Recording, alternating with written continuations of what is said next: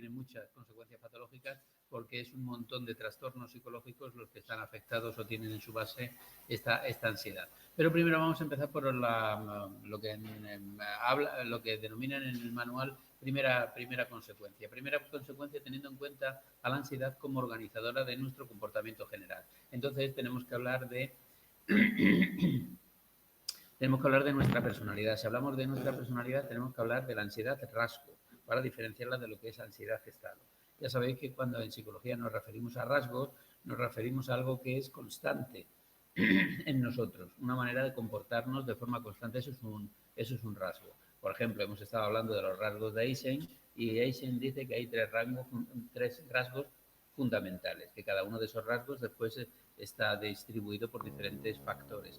Pero hay tres rasgos fundamentales que son el psicotipismo, el neurotipismo y la extraversión. Bueno, pues llegados a este punto tenemos que hablar de esto, de ansiedad estado o ansiedad rasgo. Ya sabéis que el rasgo es una tendencia mantenida en el tiempo, una característica de personalidad con independencia de la situación. Con independencia de la situación. Por lo tanto, estamos hablando de una característica de personalidad, de un rasgo. Esto en el manual lo llaman de una manera rimbombante como energía potencial o potencial de acción. Esta ansiedad rasgo. Para diferenciarla de la ansiedad estado, que es precisamente de lo que estamos hablando. Estamos hablando de la emoción de ansiedad. Y si estamos hablando de la emoción de ansiedad, estamos hablando de esta energía cinética o energía en movimiento. Estamos hablando de la emoción, que es una reacción momentánea de ansiedad ante una situación muy concreta. Así que podemos decir, tenemos un rasgo de ansiedad o estamos en una situación concreta de ansiedad. El rasgo de ansiedad se puede mover en dos polos, poco o mucho, y el estado lo mismo. Y ahí lo deberíamos dejar. Pero claro, ¿por qué lo vamos a dejar ahí si lo podemos complicar un poquito más? Así que Endler en el 97 lo complica un poquito más y dice ansiedad rasgo y ansiedad estado no son unidimensionales con dos polos, sino que pueden ser multidimensionales. Y lo complicamos un poquito más, compuestas de diferentes elementos. Por lo tanto, la ansiedad sería una conjunción, por una parte, de características personales, que sería el rasgo, la personalidad, y por otra parte, la situación concreta en la que esté el individuo. La situación amenazadora, si lo entendemos como multidimensionales, no como unidimensión, sino como multidimensionales, la situación amenazadora en la que el sujeto demuestra ansiedad tiene que ser congruente con la dimensión del rasgo de ansiedad. Por lo tanto, el rasgo de ansiedad tiene diferentes dimensiones. ¿Cuántas dimensiones?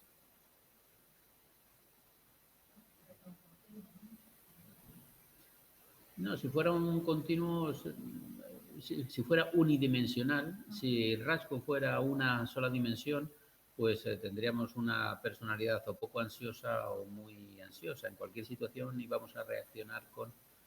Pero como Endler dice en el 97 que tanto la ansiedad rasgo como la ansiedad estado son multidimensionales, pues evidentemente para padecer ansiedad, la situación, hemos dicho que la ansiedad es rasgo, características personales más la situación, pues para que se dé ansiedad, la situación amenazadora debe ser congruente con el rasgo de personalidad en el que nosotros somos ansiosos.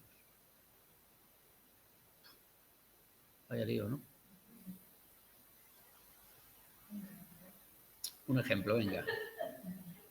Pues, por ejemplo, yo tengo el rasgo de ansiedad, o sea, yo soy ansioso siempre que se dé una dimensión, perdón, siempre que se dé una situación que sea congruente con la dimensión de daño físico.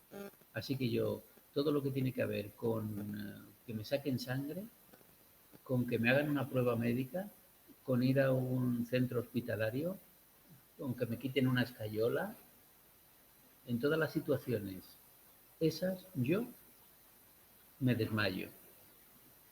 Tengo el rasgo de ansiedad.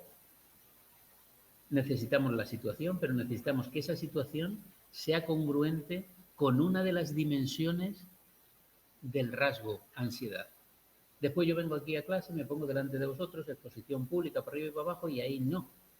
Pero en todas las situaciones congruentes con la dimensión del rasgo ansiedad, daño físico, ahí ya me da igual la situación que sea, si sacarme sangre, ir a visitar a un enfermo a un hospital, pero eso a mí me pone...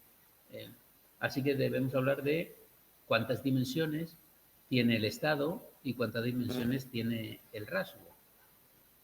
¿Y cuáles son esas dimensiones? Exactamente, estamos hablando de los rasgos porque creo que hay exactamente el 477 que refleja la multidimensionalidad de la ansiedad estado rasgo. Así que para el rasgo tenemos, según este 477, 3 dimensiones. La dimensión evaluación social, la dimensión peligro físico, la dimensión de situaciones ambiguas, que no sé muy bien cómo va a salir, la de rutinas diarias y un cajón desastre, otros indeterminados. Si estos 1, 2, 3 y 4 os vais a la diapositiva que vimos al principio cuando hablamos de situaciones genéricas que producían ansiedad y vemos a los autores que proponían estas 4 situaciones genéricas, uno de ellos era que es este, de aquí, el mismo, ¿no? Ahora hablamos en este apartado de que ansiedad rasgo y ansiedad estado son multidimensionales. Bueno, ¿cuántas dimensiones tiene la ansiedad rasgo? Pues estas, que son precisamente las situaciones genéricas que promulgaba Endler en 2001 que eran propicias para lanzar la ansiedad. Así que lo que hemos hablado, por ejemplo, peligro físico, cualquier situación, esto sería una dimensión del rasgo. Yo siempre respondo ansiosamente cuando voy a un centro hospitalario, cuando me voy a sacar sangre, etcétera, etcétera. Así que ansiedad es la situación más mi característica de personalidad. Pero esa característica de personalidad tiene que ser congruente con la situación. Es decir, yo siempre respondo de forma ansiosa, tengo esa característica de personalidad, pero en una dimensión concreta. Por lo tanto, la situación tiene que ser congruente con esa situación concreta. Lo que estamos diciendo, ansiedad-estado es igual a la situación más la dimensión de la ansiedad rasgo. O, si lo queréis de otra forma, los factores cognitivos y motivacionales, que son los componentes del rasgo, más el significado psicológico que tiene el ambiente para mí, que es el componente de la situación. Uno más otro, tenemos una reacción ansiosa, un estado ansioso en un momento determinado, cuando mi dimensión del rasgo de personalidad coincide con la situación. Como he dicho, a una se llaman energía potencial y a otra se llaman energía cinética o energía en movimiento, así lo denominan en el libro. Una energía potencial es el rasgo de personalidad, es una tendencia que se mantiene en el tiempo. Sin embargo, la energía cinética o el movimiento es ansiedad como emoción, lo que hemos visto en estas clases. Claro, pueden influir varios rasgos, varios rasgos en distinta intensidad para una misma situación de ansiedad. Varios rasgos de personalidad o el rasgo de ansiedad, que es del que estamos hablando. O estás refiriéndote a varios rasgos de personalidad como el neuroticismo, la extraversión o... Y varios rasgos de ansiedad tampoco estaría bien expresado, porque son varias dimensiones del estado del rasgo ansiedad, varias dimensiones. ¿Sí? De hecho, hay la patología que más incidencia tiene, que tiene en torno a un 7 y pico, un 8%, es lo que se denomina ansiedad generalizada. Ansiedad generalizada es que tengo ansiedad a esto, a aquello y al otro. Tengo ansiedad en todos los rasgos, en todas las dimensiones del rasgo, ¿de acuerdo?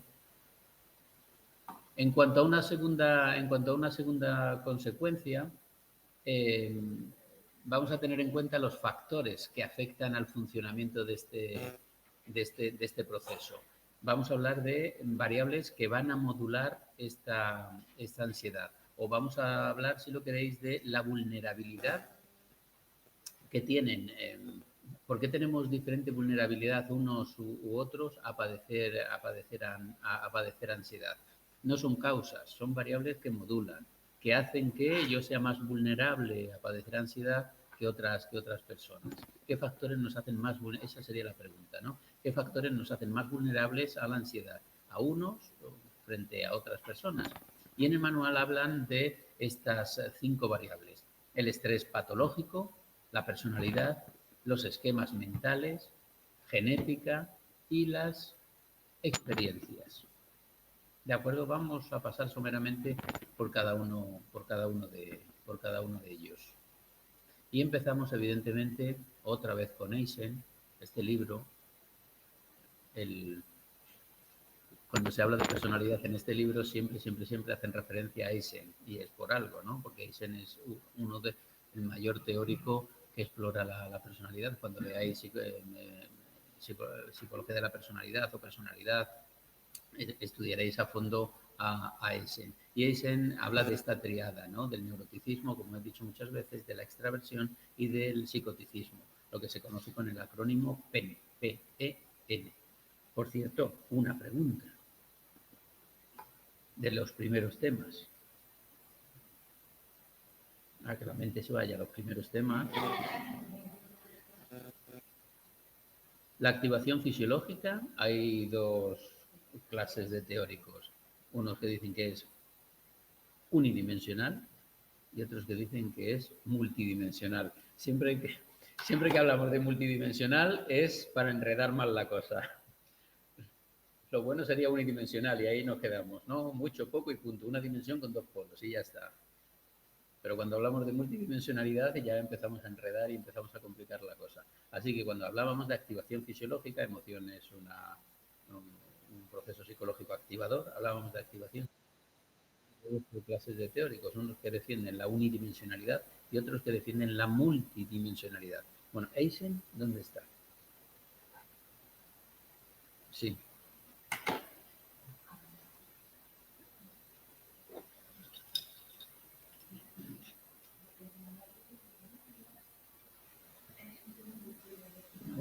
Una buena lógica.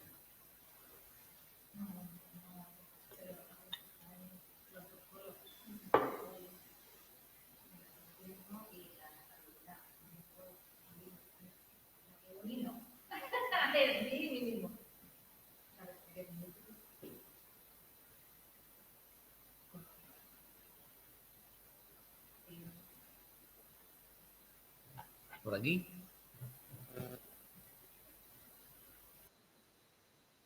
Vale, pues sí, es uno de los que defienden la multidimensionalidad. De hecho, tiene dimensiones diferentes para estos 3 rasgos: la extraversión, el neuroticismo y el psicoticismo. Una activación gonadal de las gónadas para el psicoticismo, una activación basada en el sistema límbico para el neuroticismo y una activación basada en el sistema reticular ascendente, en el SARA, para la extraversión. Así que defiende 3 dimensiones de activación diferentes. BIS-BAS, los del BIS-BAS, es el... Bueno, ansiedad y vulnerabilidad teniendo en cuenta la personalidad. Bien, evidentemente, si el neuroticismo es inestabilidad emocional, pues evidentemente unas personas que tengan alto neuroticismo, vuelvo a decir que el rasgo de neuroticismo no es patológico, ¿de acuerdo? Que lo que es patológico es la enfermedad, es la neurosis. Y que afortunadamente todos todos somos, nuestro rasgo más potente, el de la mayoría de la población, es el del neuroticismo, y gracias a Dios que es así. Somos neuróticos y no somos psicópatas, ¿de acuerdo? Y dentro de lo que somos neuróticos, pues la mayoría estamos en unos márgenes aceptables. No padecemos neurosis, ¿de acuerdo? Así que el rasgo de neuroticismo no es ni malo ni bueno. Lo que es malo es la neurosis. Bien, los neuróticos tienen una alta activación autonómica, tienen una alta activación del sistema límbico. Si tiene una alta activación autonómica, la activación autonómica viene ordenada por... Sí, pero ¿por qué estructura? ¿Cuál es? Sí, y dentro... Bueno, la amígdala también, pero ¿quién es el que en último... ¿Cuál es la estructura que en última... Terminalis? No. ¿Quién es el que dice al final glándulas suprarrenales? Descargar adrenalina. Eh, el hipocampo no, esto tiene que ver con la memoria. El hipotálamo. El hipotálamo es es el que controla todas nuestras secreciones, nuestras glándulas y nuestras... Así que una alta activación autonómica. Una alta activación autonómica, como he dicho, cuando hemos dicho que Eisen es multidimensional en cuanto a la activación, pues es una alta activación autonómica porque es una alta activación del sistema límbico. Sin embargo, la introversión tiene una alta activación cortical. Fijaos, los introvertidos tienen una alta activación cortical. Eso quiere decir que los extravertidos tienen una baja activación cortical, que no lleve a la confusión de decir un extravertido tiene una alta activación cortical porque es muy extravertido. No, es al contrario. Los introvertidos necesitan esta alta activación cortical. Así que si mezclamos una alta activación autonómica con una alta activación cortical, tenemos una hiperactivación. Si tenemos una hiperactivación, si estamos hiperactivados altos en la activación autonómica, pero también en la activación cortical, pues hay un riesgo de ansiedad aprendida, de ansiedad condicionada y altos niveles de activación crónica. No me digáis que estáis estudiando psicología y que algo no se puede solucionar, porque entonces cerramos el chiringuito y nos vamos a casa, ¿no? Es lo mismo que decirle a un médico, oye, que me he roto un brazo, ¿y eso se puede solucionar? Hombre, pues para eso estamos estudiando medicina, ¿no? Porque te ponemos aquí un yesito y esas cosas, y porque si no, ¿para qué estamos aquí? O sea que sí, o por lo menos se puede intentar, ¿de acuerdo? Por lo menos se puede intentar. Después, otra de las variables a la que aludía el manual para tener mayor o menor vulnerabilidad son, claro, los esquemas mentales. Hemos hablado de que la ansiedad se basa en los sesgos cognitivos.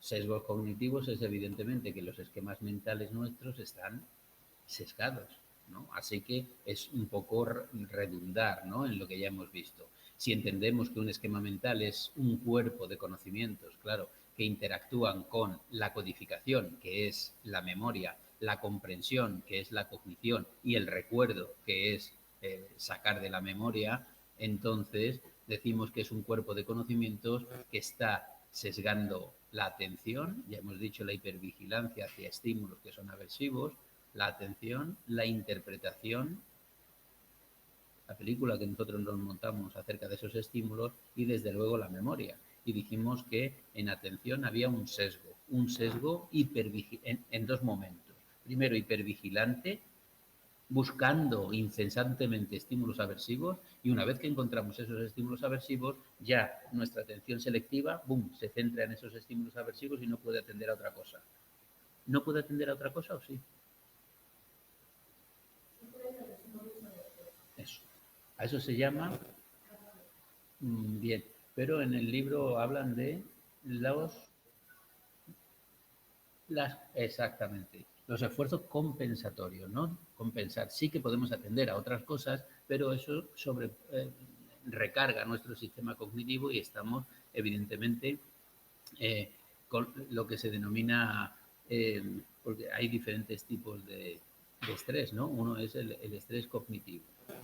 Eso, ¿no? Estoy agotado, pero agotado cognitivamente, no conductualmente, porque eso es otra cosa, hacer esto, hacer lo otro, pero no, es cognitivamente. Así que esos son los esquemas mentales y, por supuesto, esos esquemas mentales, como hemos dicho desde el principio de este tema, pues sesgan la atención, sesgan la interpretación y sesgan la memoria. Un sesgo de memoria es, evidentemente, que accedemos de forma absolutamente más eficaz a contenido de tipo aversivo, de tipo ansiógeno, de tipo aversivo. Y dijimos, por recordar, ¿no? Que ese sesgo se daba en la memoria hipocámpica, en la memoria declarativa, en la memoria explícita o en la memoria implícita, en la memoria amigdalina. Eso sí, en la amigdalina. Así que los ansiosos pues tienen esquemas mentales de amenaza, sobre todo en torno a la aceptación, es decir, ser aceptado por los demás, a la competencia, si soy competente o no soy competente en esto en esto que no estoy haciendo. Evidentemente, si yo me considero que no soy competente en lo que estoy haciendo, eso me va a meter una ansiedad supletoria, por decirlo de alguna manera. Me encuentro como que no controlo la situación. Así que los esquemas mentales de amenaza, sobre todo en aceptación, en competencia y en el control de la situación. Una situación que no controlo es una situación que evidentemente va a cargar en el sentido de que voy a ser más vulnerable a padecer la ansiedad. Con esquemas mentales ansiógenos, solo se atiende a estímulos amenazantes, atención, sesgando la atención, y solo se recuerda memoria, información relacionada con la amenaza.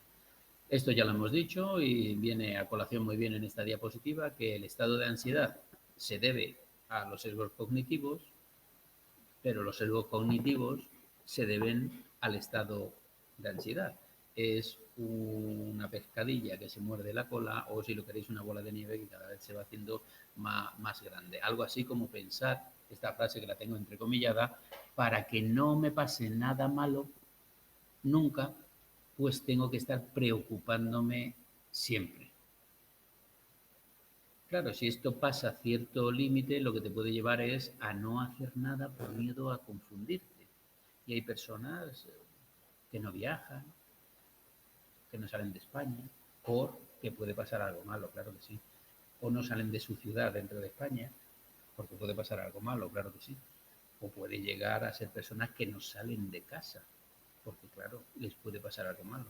O incluso hay personas que no salen de su habitación, porque claro, les puede pasar algo malo. O hay personas que no salen de su cama, porque en el momento les puede pasar algo malo. O sea, hay casos muy potentes y muy graves. No vamos a cambiar nunca. Eso quiere decir que en mi zona de confort tengo todo controlado, y si saco la patita fuera de mi zona de control, ahí ya no tengo todo controlado y evidentemente pueden pasar cosas, pero pueden pasar cosas en dos sentidos, buenas y malas. Pero nuestro esquema cognitivo es nuestro esquema cognitivo. ¿Qué le vamos a hacer? No es una maldición divina. Nuestro esquema cognitivo se basa en mi experiencia pasada. En mi experiencia pasada. Y si no, que se lo digan a los cognitivistas, que lo que hacen es, con sus terapias, lo que hacen es intentar cambiar esos esquemas cognitivos. Así que una persona de 6 años que haya pasado por una operación altamente traumática.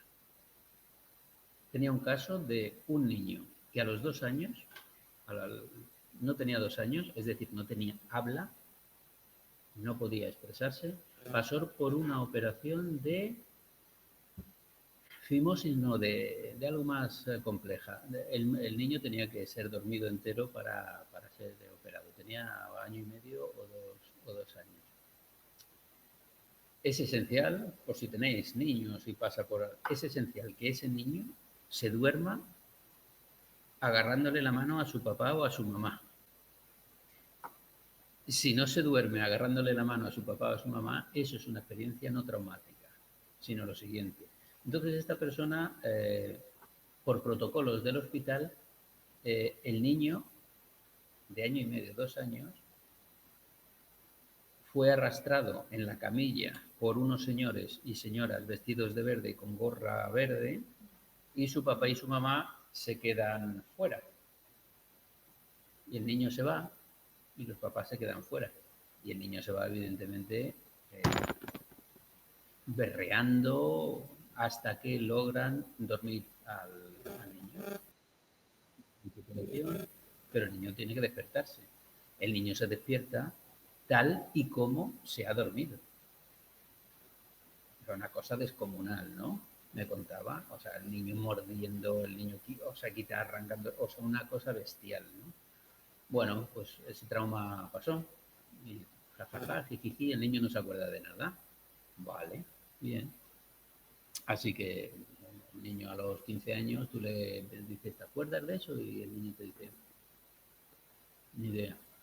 Bueno, con la mala suerte de ese muchacho, a los 6 años se cae y se rompe una mala rotura del codo. Tuvieron que meterle clavos, operarle, una nueva operación, después quitarle los clavos, para arriba y para abajo, ¿no? Así que eso fue a los 6 años o 7. Así que ese chaval, pues ahora es adolescente, más allá de la adolescencia, tendrá 18, 19 años, y evidentemente es una persona que tiene una sintomatología ansiosa. Es decir, padece una neurosis. Así que si a los 6, 7 años pues pasan cosas de estas, sus esquemas mentales no es algo divino que le haya caído, ¿no? No vienen en el gen 34, sino que están hechos de sus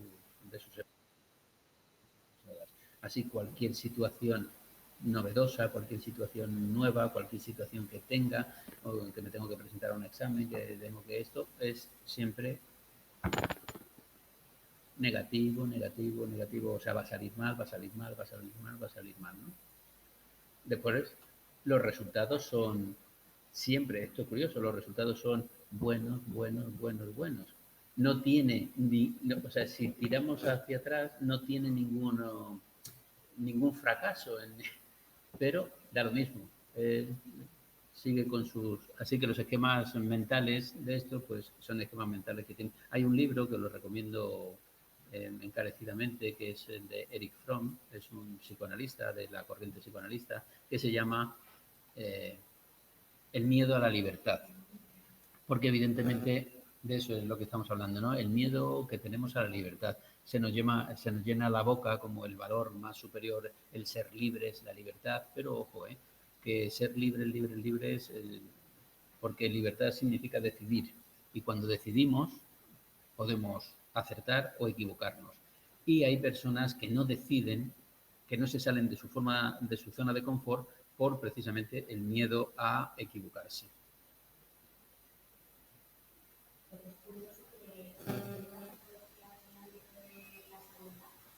Todavía necesitamos los protocolos que hemos hecho de la médica a los niños, ese acompañamiento de la figura paterna, no claro, yo creo que ahora mismo, por ejemplo, mi hija ha tenido que vivir situaciones así de operaciones médicas y, vamos, de su nacionalidad de educación está fuera, entonces, así se sabe que es importante para el trauma a nivel psicológico. No sé cómo lo has visto protocolo como el parto, por ejemplo. Pues yo lo primero es, o sea, tú cuando tú vas a un servicio médico, a un servicio psicológico, o sea, el responsable eres tú, ¿no?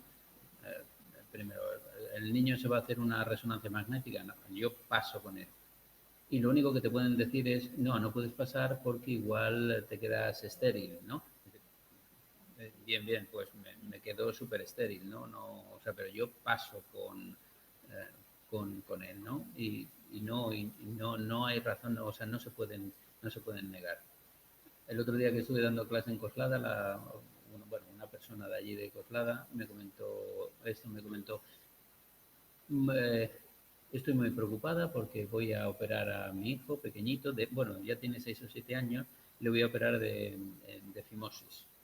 Y me han dicho que como la operación es por la tarde, que si es por la mañana no hay problema, pero como era por la tarde, el niño tiene que pasar sin dormirse, tiene que pasar al quirófano sin dormirse. Dice, estoy sumamente preocupada, y le conté el caso este. Da igual, o sea, no puede pasar, el niño no se puede ir sin dormir.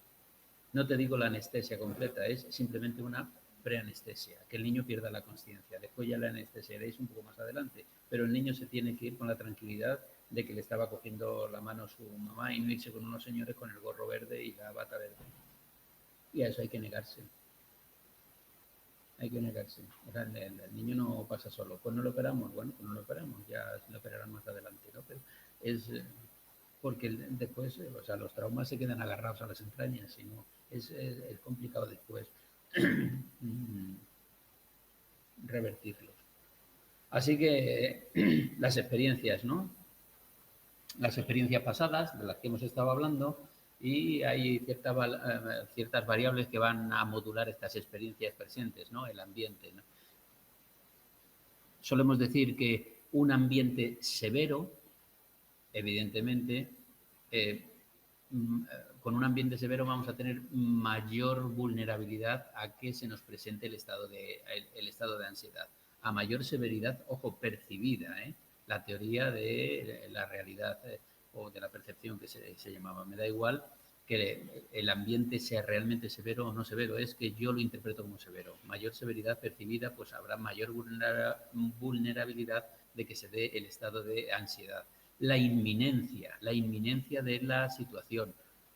Cuanto más alejada esté la situación, mayor vulnerabilidad a que aparezca la ansiedad anticipatoria. Y la probabilidad, evidentemente, si hemos dicho que una de las dimensiones son las situaciones que son ambiguas, que no sabemos si se van a producir o no se van a producir porque no tenemos toda la información, pues evidentemente con una probabilidad muy alta de que se produzca la situación o con una probabilidad muy bajísima de que se produzca la situación, pues evidentemente menos ansiedad. ¿Dónde está la ansiedad? ¿Dónde hay mayor vulnerabilidad de ansiedad? Pues con probabilidades del 50%. Cuando no sabemos qué es lo que va a ocurrir, si lo sabemos ciertamente, lo que va a unas probabilidades altas o unas probabilidades muy pequeñas, pues evidentemente estamos hablando de vulnerabilidad, de vulnerabilidad a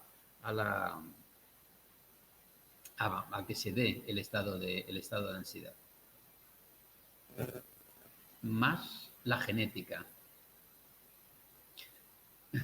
La genética siempre decimos, pero ¿es genético o es aprendido? ¿Es genético? Pues posiblemente sean ambas cosas, ¿no? Hay una vulnerabilidad genética, pero esa vulnerabilidad genética, si no hay una chispa desencadenante, pues no se va a dar. Y son estudios complicados, ¿no? Porque hay que separar a gemelos monocigóticos, dicigóticos. Los gemelos monocigóticos son exactamente iguales. Así que cogemos a gemelos monocigóticos que son exactamente iguales, los separamos al nacer. No los separamos para estudiar esto, evidentemente, porque eso sería una tortura. Los separamos porque hay que separarlos por cualquier cosa. Padres se han muerto, no sé. Y cada uno es educado en una familia diferente y después se ve si hay coincidencia en ciertos rasgos en este caso, de ansiedad. O con gemelos dicigóticos, pero son estudios complejos porque hay muchísimas variables extrañas que pueden estar afectando. Lo que nos dice la ciencia es que en gemelos monocigóticos hay un 45% de probabilidad y en gemelos dicigóticos un 15%, baja bastante. Por lo tanto, podemos llegar a la conclusión que la genética influye en esta vulnerabilidad. Otra cosa es que se desarrolle, en la vulnerabilidad a padecer. Claro, dicen, niños de padres ansiosos tienen más probabilidad genética de Vulnerabilidad genética parece ser que tiene que haber, pero evidentemente haya o no haya vulnerabilidad genética, si un niño se cría con unos educadores que le están dando un patrón de conducta ansioso, pues evidentemente aprenderá un patrón de conducta ansioso. Así que la conclusión más acertada que podemos decir es que hay mayor probabilidad, mayor vulnerabilidad, por tanto, a padecer un trastorno de ansiedad si en la familia hay personas con trastorno de ansiedad. Ahora bien, ¿qué parte de eso es genética y qué parte de eso es aprendido? Bueno, pues ahí están peleándose los unos y los otros, ¿de acuerdo? Porque desde luego el aprendizaje, cuando tenemos dos niños, el primero es más ansioso que el segundo. ¿Qué parte de genética hay ahí y qué parte de aprendizaje? Papá y mamá son unos ineptos a la hora de cuidar a un niño porque acaban de tener un niño, por muchos libros que se hayan leído de cómo es, pero te viene un niño y tienes un estado de ansiedad cuando el niño llora. ¿Por qué está llorando este niño? ¿Qué hacemos para ayudar? Es decir, y tú le estás transmitiendo. El segundo ya y el tercero ya, pues el chaval se cría solo, más tranquilo que un 8 y ya está, ¿no? Así que, ¿qué parte de aprendizaje hay y qué parte de genética? Vamos a decir que sí, que genética hay, pero que los patrones de conducta que les estamos inculcando, pues también pesan muchísimo. ¿Y cómo se puede revertir? Pues se puede revertir o bien con ansiolíticos o bien con terapia, claro. El miedo a equivocarse en una sociedad donde el error se castiga. Bueno, estamos en una sociedad altamente ansiógena, ¿eh? Y estamos en una sociedad altamente ansiógena porque la incertidumbre de esta sociedad es altísima. Antes, mucho antes, podremos tener mejores o peores perspectivas, pero había más. Ahora todo es muy disoluto, no tenemos como nada seguro. Ahí hay una incertidumbre y eso lleva evidentemente a las personas a tener mayor vulnerabilidad a padecer ansiedad, ¿no? Todo el 50%, ¿no? De probabilidad. No sabemos lo que va a pasar. Es como el chiste del niño que come tierra. Para el último los padres piensan que ya ha cenado. Ah, vale, ya que cuando es el tercero o el cuarto niño, si el niño come tierra del parque, dice, pues ya está, ya ha cenado, ¿no? No pasa nada. Sí, se la inculcamos, la ansiedad se la inculcamos desde los primeros momentos. Bueno, otra de las variables es el estrés patológico, no pastológico, sino el estrés patológico. Evidentemente, si tenemos estrés patológico, pues ni que decir tiene que la persona que tenga este estrés patológico va a tener más vulnerabilidad de padecer ansiedad. O en el caso de que la tenga, va a exagerar esa ansiedad. Basta decir lo que ha ocurrido con la pandemia. Desde la pandemia, los psicólogos están en la cresta de la ola.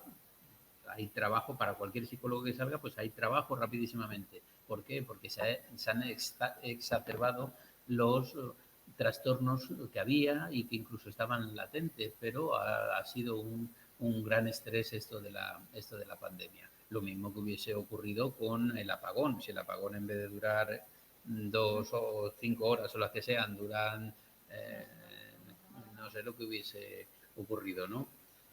Así que, bueno, y aquí dentro del estrés patológico, evidentemente, estas experiencias estresantes en la infancia, pues evidentemente más riesgo de desarrollar trastorno de ansiedad, principalmente ante nuevas situaciones que sean estresantes, ¿no? Esto es lo que se conoce como estrés postraumático, incluso aunque no se recuerde. Y por último, ya la tercera consecuencia, que es por su mal funcionamiento. Ya hemos dicho que la ansiedad es buena, pero que tiene muy mala fama, pero la ansiedad es buena, todos tenemos que tener ansiedad, todos tenemos que ser precavidos, evidentemente, si no estaríamos expuestos. Ya lo dijimos cuando vimos los cuatro modos de afrontamiento de la ansiedad, de afrontamiento reactivo de la ansiedad. Los bajos, los que son bajos, lo que es muy bajo, pues evidentemente se ponen ellos mismos en riesgo, ¿no? Por no ser precavidos ante situaciones que son peligrosas. Pero cuando la ansiedad se va de madre, cuando la ansiedad se sale de los términos normales, pues hablamos de ansiedad patológica. Y podemos hablar de un montón de trastornos. El trastorno de ansiedad generalizada. Da igual, sería una persona, al trastorno de ansiedad generalizada, sería una persona que tenía el rasgo de ansiedad en todas las dimensiones que dice Endler. Es una ansiedad, una preocupación excesivas ante una amplísima gama de acontecimientos o actividades que se prolongan en el tiempo y que generan un estado de preocupación que no puede ser controlado. Si el niño tarda en llegar a casa, le ha pasado algo. Si el marido o la esposa no llega a la hora, pues es que ha tenido un accidente. Si me voy a hacer la comida, me va a salir mal. En fin, por eso se llama generalizada, ¿no? El rasgo de personalidad, perdón, sí, el rasgo de ansiedad se da en todas las dimensiones de ese rasgo que decía Endler. Está el trastorno de pánico. Se confunde de una manera fantástica con un ataque cardíaco. Tenemos toda la sintomatología de un ataque cardíaco. Y son episodios que evidentemente aparecen de pronto, son impredecibles y recurrente pues de pánico, de un miedo absolutamente intensísimo. El comienzo en brusco y, como he dicho, se confunde con un ataque cardíaco. Palpitaciones, temblor, sudoración, dificultad respiratoria, dolor torácico, que incluso se va por el brazo y claro, pues es un ataque cardíaco fijo, ¿no? Pero no es un ataque cardíaco, es un ataque de pánico. Y con el paso del tiempo, este ataque de pánico, pues van a desarrollar ansiedad anticipada, sobre todo a esas situaciones que desencadenaron este ataque de pánico. La agorafobia, que no es claustrofobia. La agorafobia se da en estos trastornos anteriores del ataque de pánico, pero es un miedo a espacios abiertos, lo contrario de la claustrofobia. Estos son espacios abiertos, pero donde si ocurriera algo, y esta es la ansiedad, si ocurriera algo, yo voy a tener difícil obtener ayuda o salir. Por tanto, no puedo ir a un macro concierto, aunque sea un espacio abierto, pero hay mucha gente, entonces no puedo ir a un macro concierto, no puedo ir a dar un paseo por el campo si es una zona donde no hay cobertura para el móvil, porque claro, si me pasa algo, a ver quién me va a rescatar allí. Vamos, que no son montañeros, ¿no? No se pueden dedicar a así que eso, temor irracional, es fobia, por lo tanto es un temor, es un miedo, pero es irracional, a sitios abiertos donde pudiera quedar atrapado o ser incapaz de escapar. Pues no puedo pasar por el puente sobre un río, un túnel, la cola del cine, en un concierto, etcétera, etcétera, dar un paseo por el campo, en una zona donde no haya cobertura. Después está todo un gran apartado ahí de trastornos fóbicos, que son miedos también irracionales. Bueno, la agorafobia también es un miedo irracional, pero a situaciones y a objetos muy concretitos, ¿no? Pues no puedo subir en un ascensor, o tengo ansiedad a una cucaracha, o a una rata, o a subir al avión, o a subir a un tren, eh, de tal manera que todos estos... Por cierto, pusieron Toc Toc hace muy poquito. La semana pasada pusieron Toc Toc en alguna cadena de televisión. Digo, igual alguno estáis viendo la película, pero claro, estaríais estudiando. Bueno, los trastornos fóbicos, eso, pues hay todo. Pero los trastornos fóbicos que nos pueden parecer graciosillos, y en esta película eran graciosillos, pero alteran el funcionamiento social y ocupacional que tiene una persona. Evidentemente, si yo, como digo siempre, tengo un trastorno fóbico a las serpientes, pues evidentemente no pasa nada. Lo que pasa cuando voy al zoo, no voy a donde están las serpientes, o aquí puedo vivir tranquilamente con un trastorno fóbico a las serpientes, pero los trastornos fóbicos habitualmente suelen interferir muy altamente con el funcionamiento social, con el funcionamiento ocupacional que una persona tiene. Por eso se llaman trastornos, ¿no? Porque interfiere con tu vida social, con tu vida familiar, con tu vida laboral. Y la gente que tiene miedo a salir a la calle, incluso acompañado con un hijo con el móvil, pues lo mismo, tiene un trastorno, le podríamos decir, agorafóbico, ¿no? No es otra fobia, ¿no? La fobia social, muy habitual, personas, claro, que no sean familiares, con familiares evidentemente no, pero cuando estamos en una situación donde vamos a ser objeto de evaluación, cuando vamos a estar pues en una charla o dando una charla o nos tenemos que poner ante un público o incluso con un interlocutor que no conocemos, pues a eso generalmente se le llama fobia social y se suelen asociar mucho con las crisis de pánico. Y después están los famosos TOC, ¿no? Los trastornos obsesivo-compulsivos, la obsesión, que es precisamente el esquema cognitivo, lo que yo pienso que va a pasar algo malo, la obsesión, la idea, la cognición, y después para curarnos de esa obsesión, pues están las rutinas. Si nos vamos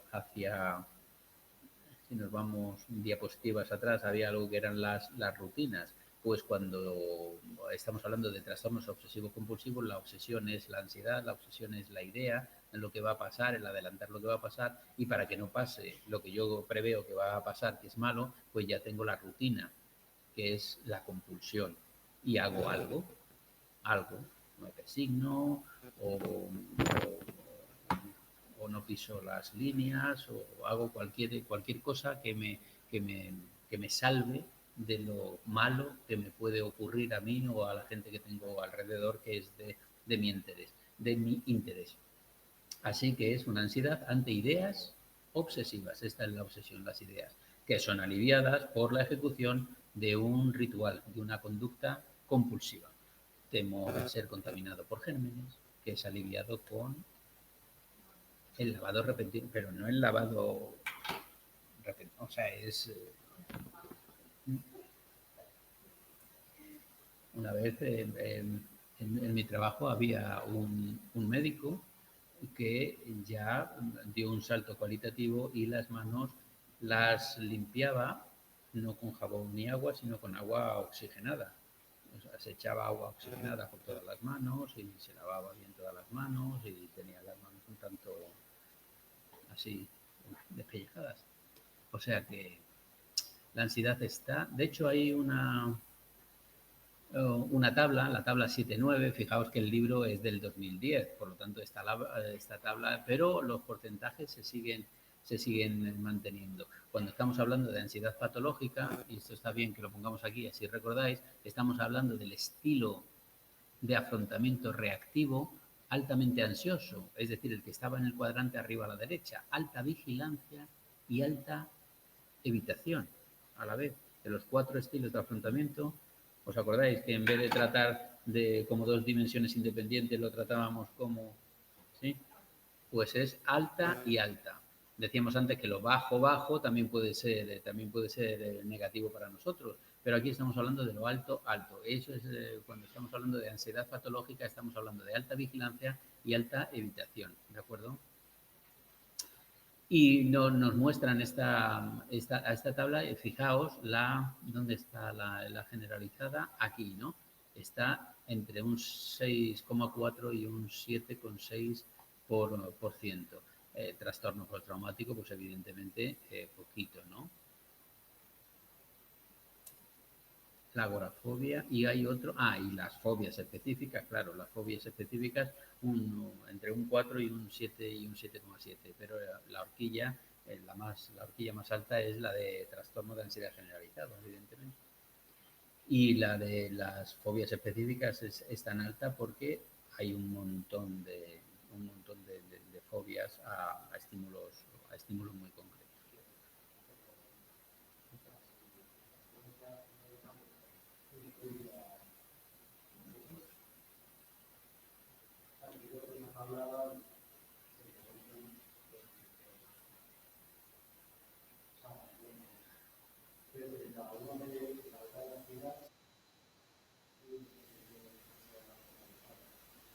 Quiere decir, o sea, tú dices que en el trastorno de ansiedad generalizado estarían incluidos todos los demás. Es lo que no son diagnósticos diferentes, ¿eh? Son diagnósticos diferentes. Evidentemente, si una persona tiene ansiedad a espacios abiertos y tiene ansiedad también a comunicación interpersonal o tiene, pues también se podría acercar a esto de lo que es un trastorno de ansiedad generalizado, pero el trastorno de ansiedad generalizado son diagnósticos diferenciales con respecto a los demás.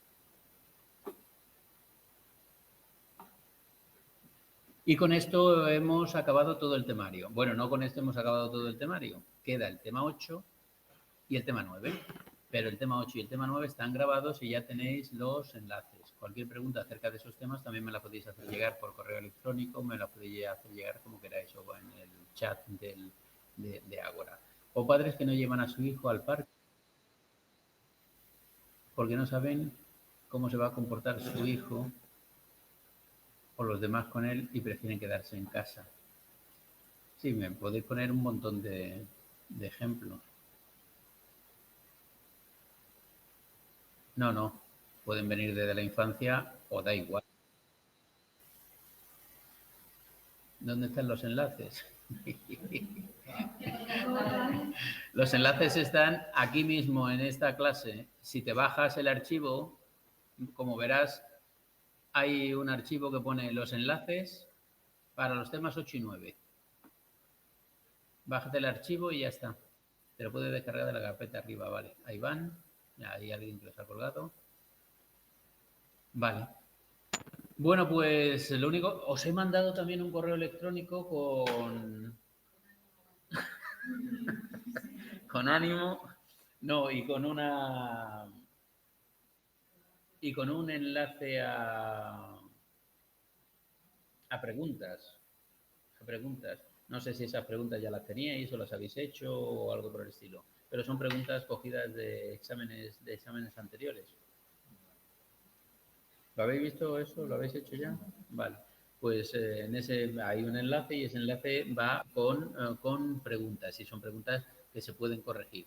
Hay alguien que me ha llamado la atención porque tengo dos preguntas igualitas, las dos preguntas, y en una pregunta respondo está puesto verdadero y en la otra está puesto falso. Y me ha llamado la atención y hemos cambiado una palabrita porque estaba mal redactada la pregunta. ¿Vale? Eso por una parte, con un mensaje muy bonito. ¿Tienes algunos exámenes? Pues acabo de decirlo. Os he mandado un enlace con, me parece que son 80 preguntas o algo por el estilo. Que las vais respondiendo y se van corrigiendo automáticamente. ¿Vale? Vale, creo que iré al examen sonriendo, aunque el cuerpo tenga un... Claro, la hipótesis del feedback facial. Muy bien. ¿Son exámenes reales? Sí, son exámenes que se pusieron, son preguntas de exámenes. Pero en ese correo digo una cosa importantísima, ¿eh? No estudiéis única y exclusivamente haciendo preguntas y preguntas y preguntas. Eso es una castaña. Es una castaña, sí. Porque podéis aprobar, no digo que no, pero eso no es no es aprendizaje, ¿no? O sea, leerlo, intentar comprenderlo y si no lo comprendéis, pues intentamos explicarlo, pero que el aprendizaje sea significativo y no sea aprenderos preguntas y preguntas y preguntas de memoria. Después hay por ahí unas web o unas aplicaciones o un no sé qué que también son preguntas de emoción. Y hay unas meteduras de pata en las preguntas, ¿eh? En las preguntas y en las soluciones hay unas meteduras de pata considerables. También he visto por ahí en no sé qué foro que el tema este no entra o el tema este es menos importante. El libro entra enterito, salvo lo que ha dicho la profesora que lleva el tema 6, que ha dicho que no entran ciertos cuadritos y ciertas historias, pero lo demás entra absolutamente todo, con la misma probabilidad de salir en un examen. Es que hay tantos bulos y tantas historias. Bueno, pues nada, yo por mi parte acabo. Mira, psicotesunef. Bueno, tener cuidado con... El otro día fue muy gracioso porque el otro día me escribió alguien diciéndome, en el libro pone blanco y yo he consultado al chat GPT y pone negro.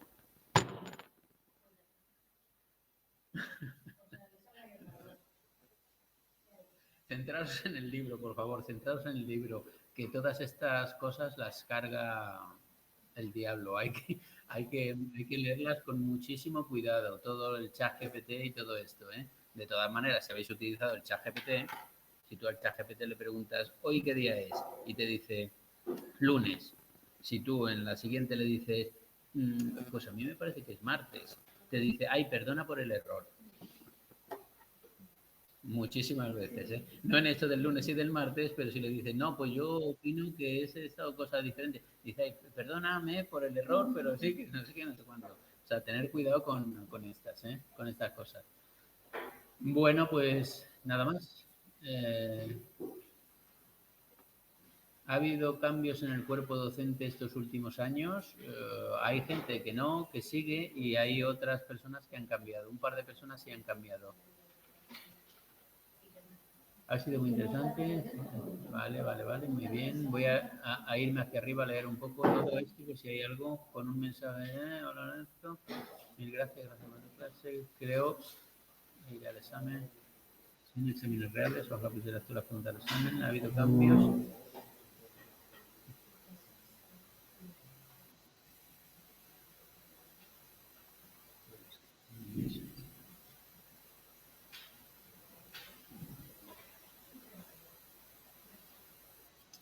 Vale, pues nada, nos despedimos y nos quedamos aquí comiéndonos los...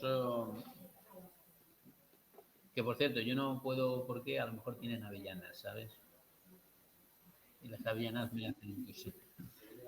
Vale, pues nada, besos a todas y a todos y suerte en el examen. No, nada de suerte en el examen, ¿eh? Os deseo que os salga muy bien, pero nada de suerte. La suerte para la lotería. Si te habéis comprado lotería, bien, que tengáis suerte. Pero para